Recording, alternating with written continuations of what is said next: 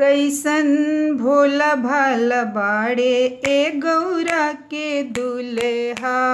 कैसन भोला भाला बाड़े ए गौरा के दुल्हा।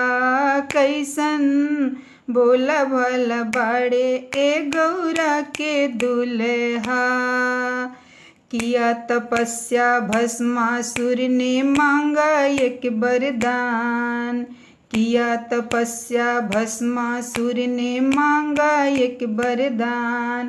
जिसके सिर पर हाथ धरूं, जिसके सिर पर हाथ धरूं ओ जल जाए 10 काल झट से। एवं अस्तु कह दिहले गौरा के दुल्हा झट से। एवं अस्तु कह दिहले गौरा के दुल्हा। कैसन भोला भाला बाड़े ए गौरा के दुल्हा। कैसन भोला भाला बाड़े ए गौरा के दुल्हा। ओह पापी के डर से भैया त्रिभुवन गईल डेराई। ओह पापी के डर से भैया त्रिभुवन गईल डेराई। एक दिन भस्मा भस्म करन को, एक दिन भस्मा भस्म करन को नारद को दौड़ाई। नारद अपन जान बचौले हे गौरा के दुल्हा। नारद अपन जान बचौले हो गौरा के दुल्हा। कैसन भोला भाला बाड़े हे गौरा के दुल्हा। कैसन भोला भाला बाड़े हे गौरा के दुल्हा।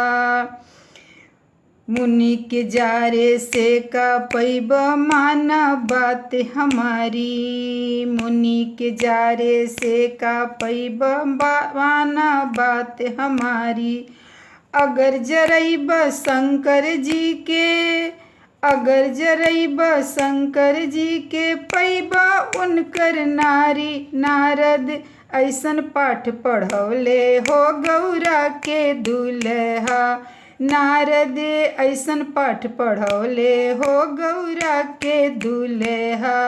कैसन भोला भाला बाड़े हे गौरा के दुल्हा। कैसन भोला भाला बाड़े हे गौरा के दुल्हा। हिमगिरी शिखर पर भस्मा जाकर शिव से बोला बात।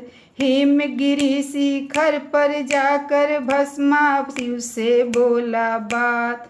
तोहे जरैब शंकर हम तोहे जरैब शंकर हम रहब पार्वती साथ। लेके आसन बैठौले हे गौरा के दुल्हा। लेके आसन बैठौले हे गौरा के दुल्हा। कैसन भोला भाला बाड़े हे गौरा के दुल्हा। कैसन भोला भाला बाड़े हे गौरा के दुल्हा। हाथ जोड़कर नारद जी विष्णु से कर इजहार। हाथ जोड़ के नारद जी विष्णु से कर इजहार। भस्मा के डर भाग रहे हैं, भस्मा के डर भाग रहे हैं। भोले बाबा तोहार न्योता दे के दुख बोलौले हे गौरा के दुल्हा। न्योता दे के दुख बोलौले हे गौरा के दुल्हा। कैसन भोला भाला बाड़े ए गौरा के दुल्हा। कैसन भोला भाला बाड़े ए गौरा के दुल्हा। रूप सखी के धर के विष्णु कमारत करे नजरिया। रूप सखी के धर के विष्णु मारत करे नजरिया। पीछे से भस्मा से बोले, पीछे से भस्मा से बोले बनबो तोहरो गुजरिया। नहरी के नारी बनौले हे गौरा के दूल्हा, हरि के नारी बनौले हे गौरा के दुल्हा। कैसन भोला भाला बाड़े हे गौरा के दुल्हा। कैसन भोला भाला बाड़े हे गौरा के दुल्हा। कैसन भोला भाला बाड़े हे गौरा के दुल्हा। कैसन भोला भाला बाड़े हे गौरा के दुल्हा।